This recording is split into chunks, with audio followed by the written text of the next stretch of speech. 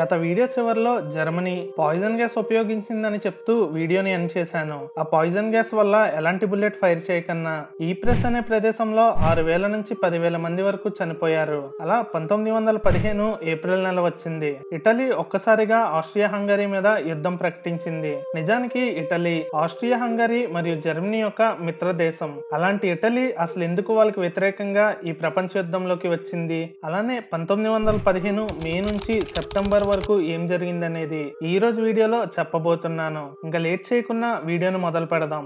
1882లో Italy అనే దేశానికి France తో శత్రుత్వం ఉండేది. అయితే ఫ్రాన్స్ తో పోల్చుకుంటే ఇటలీ అనేది చాలా చిన్న దేశం. అప్పుడు ఇటలీ వాళ్ళని ఫ్రాన్స్ నుంచి కాపాడుకోవడానికి ఫ్రాన్స్ శత్రు దేశాలైన జర్మనీ మరియు ఆస్ట్రియా హంగరీతో కలిసి ఒక ఒప్పందాన్ని కుదుర్చుకుంది. దీనినే 1882 ట్రిపుల్ అలియన్స్ అని అంటారు. ఈ ఒప్పందం ప్రకారం ఈ మూడు దేశాలలో ఏ దేశం మీదైనా ఎవరైనా దాడి చేస్తే అప్పుడు ఈ మూడు దేశాలు కలిపి ఆ దేశం మీద యుద్ధం చెయ్యాలి. అయితే ఇక్కడ ఒక షరతు ఉంది. ఆ యుద్ధం అగ్రెషన్ వల్ల మొదలైందా లేదా డిఫెన్సివ్ వల్ల మొదలైందో చూసి దాన్ని బట్టి సపోర్ట్ ఇచ్చుకోవాలి. ఉదాహరణకి డిఫెన్సివ్ అంటే వేరే దేశం కానీ ఈ మూడు దేశాల్లో ఏదో ఒక దేశం మీద యుద్ధం ప్రకటిస్తే అప్పుడు ఈ మూడు దేశాలు కలిపి యుద్ధం చెయ్యాలి. మొదటిగా వేరే దేశం యుద్ధం ప్రకటించింది కాబట్టి ఇది డిఫెన్సివ్ కిందకి వస్తుంది. అలా కాకుండా ఈ మూడు దేశాలలో ఏదో ఒక దేశం ముందుగా వేరే దేశం మీద యుద్ధం ప్రకటిస్తే అప్పుడు మిగిలిన రెండు దేశాలు కావాలంటే యుద్ధంలో పాల్గొనవచ్చు లేదా న్యూట్రల్ గా ఉండవచ్చు. ఇది అగ్రెషన్ కిందకి వస్తుంది. ఇలా ఈ మూడు దేశాల మధ్య ఒప్పందం జరిగింది. అయితే ఈ గ్రూప్ లో ఉన్న ఇటలీకి ఆస్ట్రియా హంగరీ అంటే నచ్చేది కాదు. ఆస్ట్రియా హంగరీలో ఉండే కొన్ని ప్రాంతాలలో ఇటాలియన్ మాట్లాడే ప్రజలు ఉండేవాళ్ళు. ఇటలీ ఏమో ఆ భూమి భాగం వాళ్ళదని, ఆ భూమి భాగాన్ని ఇటలీలో కలిపేసుకోవాలని ఇటలీ ఎప్పుడూ ఆలోచిస్తూ ఉండేది. కానీ ఈ విషయాన్ని బయటకు చెప్పేది కాదు. అలా 1914 సంవత్సరం వచ్చింది. ఎప్పుడైతే జర్మనీ మొదటగా యుద్ధం ప్రకటించిందో వాళ్ళకున్న ఒప్పందం ప్రకారం యుద్ధం జర్మనీ అగ్రెషన్ వల్ల మొదలైంది కనుక ఇటలీకి ఇప్పుడు రెండు ఆప్షన్స్ ఉన్నాయి. ఒకటి న్యూట్రల్ గా ఉండాలి, రెండు జర్మనీతో కలిసి యుద్ధం చెయ్యాలి. అయితే ఇక్కడ ఇటలీ న్యూట్రల్ గా ఉంటానని చెప్పింది. కానీ ఇటలీలో ఉండే ప్రజలు మరియు పెద్ద వ్యక్తులు మాత్రం ఇదే మంచి సమయం అని ఈ యుద్ధాన్ని అడ్వాంటేజ్ గా తీసుకొని ఆస్ట్రియా హంగరీలో ఇటాలియన్ మాట్లాడే ప్రజలు ఉండే భూమి భాగాల్ని గెలుచుకొని ఇటలీలో కలిపేసుకోవాలని అనుకున్నారు. కానీ ప్రాక్టికల్ గా ఇది అసాధ్యం. ఆస్ట్రియా హంగరీ సైన్యంతో పోల్చుకుంటే ఇటలీ సైన్యం చాలా చిన్నది. అంతేకాదు ఆస్ట్రియా హంగరీ మీద దాడి చేస్తే వాళ్ళకి మద్దతుగా జర్మనీ కూడా వస్తాదని ఇటలీ భయపడింది. అప్పుడు ఇటలీ ఒక ప్లాన్ వేసింది. జర్మనీతో స్నేహంగా ఉంటున్నట్టు ఉండి ఎవరికి తెలియకన్నా బ్రిటన్, ఫ్రాన్స్, రష్యాలతో వాళ్ళకి సహాయం చేస్తే ఇటలీకి ఏమిస్తారని అడగడం మొదలు పెట్టింది. అప్పుడు ఈ మూడు దేశాలు ఇటలీతో యుద్ధం అయిపోయాక ఆస్ట్రియా హంగరీలో ఇటలీకి ఏ భాగం అయితే కావాలో ఆ భాగాన్ని ఇస్తామని, అలానే డాల్మెటియన్ ఐలాండ్స్ తో పాటు ఆఫ్రికాలో ఒట్టోమన్ ఎంపైర్ పరిపాలనలో ఉన్న కొన్ని భాగాలను కూడా గిఫ్ట్ గా ఇస్తామని బ్రిటన్, ఫ్రాన్స్, రష్యాలు ఇటలీకి చెప్పాయి. దానితో April 26, 1915 Italy treaty of London మీద సంతకం పెట్టి యుద్ధంలో జాయిన్ అయ్యింది. అలా మే 23, 1915 ఇటలీ జర్మనీ మరియు ఆస్ట్రియా హంగరీతో చేసుకున్న ముందు ఒప్పందాన్ని తెంచుకొని ఆస్ట్రియా హంగరీ మీద యుద్ధం ప్రకటించింది. నా పార్ట్ 4 వీడియోలో జర్మనీ బ్రిటిష్ చుట్టుపక్కల ఏ బోట్స్ కనిపించినా కాల్ చేస్తుందని చెప్పాను కదా. 1915 మే నెలలో బ్రిటన్ కి చెందిన ఆర్ఎంఎస్ లుసిటానియా అనే బ్రిటిష్ ప్యాసింజర్ షిప్ వెళ్తుంది. ఇది అమెరికాలో మొదలైంది. ఈ షిప్ మొదలవక ముందే జర్మనీ వార్నింగ్ ఇచ్చింది. ఈ షిప్ కానీ వార్ జోన్ లోకి ప్రయాణిస్తే ఎలాంటి వార్నింగ్స్ లేకుండా కూల్చేస్తామని జర్మనీ చెప్పింది. కానీ ప్యాసింజర్స్ దీన్ని పట్టించుకోలేదు. ఎప్పుడైతే ఈ షిప్ జర్మనీ సబ్మెరైన్ కి కనిపించిందో వెంటనే జర్మనీ యూబోట్ సబ్మెరైన్ తో దాడి చేసింది.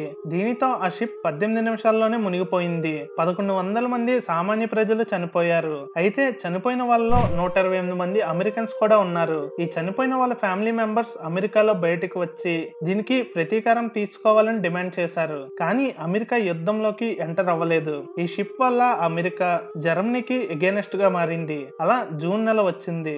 ఆస్ట్రియా హంగరీ మరియు జర్మనీ కలిసి ఇప్పుడున్న యుక్రెయిన్ దేశంలో రష్యాతో యుద్ధం మొదలు పెట్టారు. అయితే ఈ యుద్ధంలో ఆస్ట్రియా మరియు జర్మనీయే గెలిచింది. దీంతో రష్యా సైన్యం యుక్రెయిన్ నుంచి వెనక్కి వెళ్ళింది. ఈ ఓటమిని రష్యన్ సైనికులు తట్టుకోలేకపోయారు. సమయం కోసం ఎదురు చూస్తున్నారు. ఎంతటిలో ఇటలీ యుద్ధంకి సిద్ధమైంది. ఇటలీ బ్రిటన్ తో చాలా త్వరగా ఆస్ట్రియా హంగరీని ఓడిస్తానని మాటిచ్చింది. ఈ రెండు దేశాల మధ్య ఆల్ప్స్ మౌంటైన్స్ ఉంటాయి. ఇటలీ ఈ కొండ ప్రాంతాల్లో చిన్న దారిని తవ్వుకొని యుద్ధానికి సిద్ధమైంది.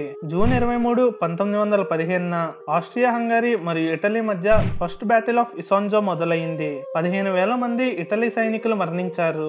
2 వారాల తర్వాత ఈ యుద్ధంలో ఆస్ట్రియా హంగరీ గెలిచింది. అలానే జర్మనీ రష్యాకి చెందిన పోలాండ్ భూమి భాగంలో వార్సా అనే ప్రదేశంలోకి ఎంటర్ అవ్వాలని అనుకుంది. ఈ వార్సా అనే ప్రదేశంలో ఫ్యాక్టరీస్, రైల్వేస్ మరియు మేజర్ సప్లై రూట్స్ ఉండేవి. దీనిని ఎవరైతే కంట్రోల్ చేస్తారో వాళ్ళు తన సైన్యంతో సెంట్రల్ యూరోప్ భాగంలో ఆధిపత్యాన్ని కొనసాగించగలరు. మే, జూన్ నెల నుంచి ఆస్ట్రియా హంగరీ మరియు జర్మనీ తన సైన్యంతో ఈ వార్సా మీద దాడి చేస్తూనే ఉంది. రష్యా సైన్యం దగ్గర సరిపడే యుద్ధ సామగ్రి లేకపోవడంతో ఆగస్టు 4, 1915 రష్యా వార్సాని వదిలేసి వెనక్కి వెళ్ళిపోవడం మొదలుపెట్టింది.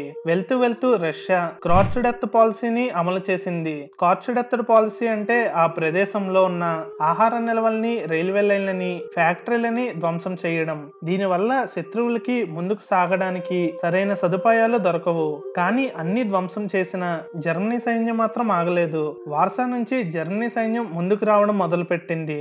ఇప్పుడున్న బెలారస్ దేశం దగ్గరికి జర్మనీ సైన్యం చేరుకుంది. కేవలం 3 నెలల్లోనే జర్మనీ అండ్ ఆస్ట్రియా కలిసి రష్యాని కొన్ని వందల కిలోమీటర్ దూరం వెనక్కి నెట్టింది. ఈ బెలారస్ ఓటమిని గ్రేట్ రిట్రీట్ అని అంటారు. కొన్ని వేల మంది రష్యన్ సైనికులు మరణించారు. నేను నా పార్ట్ 4 వీడియోలో బ్రిటన్ మరియు ఫ్రాన్స్ కలిసి ఒట్టోమన్ ఎంపైర్ ఒక డార్డనెల్స్ మీద దాడి చేసి 2 సార్లు ఓడిపోయారని చెప్పాను కదా. ఈసారి ఎలా అయినా ఈ యుద్ధాన్ని ముగించాలని బ్రిటన్ అనుకుంది. అయితే బ్రిటన్ ఇక్కడే ఒక గ్యాంబుల్ తీసుకుంది. ఇండియా మరియు న్యూజిలాండ్ అండ్ ఆస్ట్రేలియాకి చెందిన ఇంకో 30,000 మంది కొత్త సైనికుల్ని తీసుకొని వచ్చి బే అనే ఒక బీచ్ లో ఉంచింది. బ్రిటన్ ప్లాన్ ఏమిటంటే ఈ బీచ్ పక్కన సరిబేర్ అనే కొండ ప్రాంతం ఉంటుంది. ఒకవేళ వాళ్ళు ఈ కొండ ప్రాంతాన్ని ఆక్రమించుకొని ఆ వైపు నుంచి దాడి చేస్తే యుద్ధాన్ని ముగించేవచ్చని బ్రిటన్ అనుకుంది. ఆగస్టు 6, 1915 సైనికులు బీచ్ దగ్గరికి చేరుకున్నారు. కానీ ఆ సైన్యాన్ని లీడ్ చేస్తున్న మేజర్స్ సరైన ఆర్డర్స్ ఇవ్వకపోవడంతో ఒట్టోమన్ సైనికులు సిద్ధం అవడానికి సమయం దొరికింది. ఆ ప్రాంతాలన్నీ వేడిగా ఉండడం, అలానే సైనికులకి నీరు, ఆహారం సరిగ్గా దొరకకపోవడంతో సరిబేర్ కొండల్ని ఛేదించలేకపోయారు. 1915 ఆగస్టు నెల చివరి వచ్చేసరికి బ్రిటన్ గెలిపోలి ఫైనల్ గ్యాంబుల్లో ఓడిపోయింది. దాదాపుగా 40,000 మంది సైనికులు మరణించారు.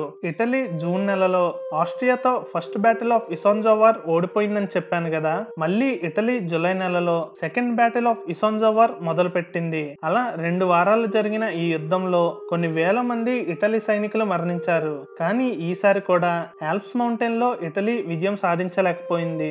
ఆగస్టు 1915 చివరిలో ఇటలీ యుద్ధాన్ని ఓడిపోయింది. ఇంతటిలో సెప్టెంబర్ నెల వచ్చింది. ఆగస్టులో భారీ నష్టాన్ని చూసిన రష్యా బలహీనపడింది. జర్మనీ మరియు ఆస్ట్రియా హంగరీ సైనికులు రష్యాకు చెందిన నేమన్ రివర్ ని ఆక్రమించుకోవాలని అనుకున్నారు. రష్యా ఆ ఆక్రమణని ఆపాలని అనుకుంది. వార్సా, బెలారస్ లో ఉండే రష్యన్ ప్రజలు వాళ్ళ ఇళ్లని, వస్తువుల్ని వదిలి ఏది దొరికితే అది తీసుకొని వలస వెళ్లడం మొదలు పెట్టారు. బ్రిటన్ విషయానికి వస్తే వాళ్ళు ఒట్టోమన్ సామ్రాజ్యాన్ని ఓడించలేకపోయారు. అలా అని ఒట్టోమన్ సామ్రాజ్యం కూడా గెలవలేదు. కొన్ని వేల మంది సైనికులు మరణించారు. కానీ ఎవ్వరికి ఎలాంటి భూమి భాగం దక్కలేదు. కొత్తగా యుద్ధంలోకి వచ్చిన ఇటలీ విషయానికి వస్తే ఇటాలియన్ వార్తాపత్రికల్లో యుద్ధంలో చనిపోతున్న సైనికుల నెంబర్స్ చూసి ఒకప్పుడు యుద్ధం చేసి ఆస్ట్రియా హంగరీ భూమి భాగాన్ని లాక్కుందామని అడిగిన ప్రజలు కొంతమంది మారి ఇప్పుడు యుద్ధం వద్దని అంటున్నారు. ఫ్రాన్స్ విషయానికి వస్తే ఎకానమీ పడిపోయింది. మగవాళ్ళు యుద్ధం చేస్తున్నారు కనుక ఆడవాళ్ళు ఫ్యాక్టరీస్ లో, పొలాల్లో పనిచేయడం మొదలు పెట్టారు. జర్మనీ విషయానికి వస్తే యూబోట్లతో బ్రిటన్ చుట్టుపక్కల ఉన్న బోట్లని కాల్చేయడంతో బ్రిటన్ కి కావాల్సిన ఆహారం రావడం ఆగిపోయింది. బ్రిటన్ లో ఆహార కొరత ఏర్పడింది. అలానే జర్మనీలో రేషన్ దొరకక సామాన్య ప్రజలు ఎక్కువగా మరణిస్తున్నారు. అలానే యుద్ధంలో గాయపడిన సైనికులకి సరైన ట్రీట్మెంట్ కూడా దొరకడం లేదు. మిడిల్ ఈస్ట్ దేశాలలో సరైన వాతావరణం మరియు ఆహారం లేకపోవడంతో భారత సైనికులు మరణిస్తున్నారు. జపాన్ చైనాలో జర్మనీ ఆక్రమించుకున్న ప్రదేశాలను సీజ్ చేసి చైనాకి 21 డిమాండ్స్ ని పెట్టి ఆ డిమాండ్స్ ని ఒప్పుకోమని ప్రెజర్ చేసింది. ఈ డిమాండ్స్ వల్ల చైనాలో చాలా పోర్ట్స్, రైల్వేలు జపాన్ల ఆధీనంలోకి వెళ్ళిపోయాయి. ఇంత నష్టం జరిగినా సరే ఏ దేశం కూడా యుద్ధాన్ని ఎందుకు ఆపలేదు? ఆ తర్వాత యుద్ధం ఎలా కొనసాగిందనేది నా నెక్స్ట్ పార్ట్ లో చెప్పబోతున్నాను. That's all for today guys. Video కానీ నచ్చితే లైక్ చేసి షేర్ చేయండి. ఛానల్ ఒక కంటెంట్ నచ్చితేనే ఛానల్ ని సబ్స్క్రైబ్ చేసుకోండి.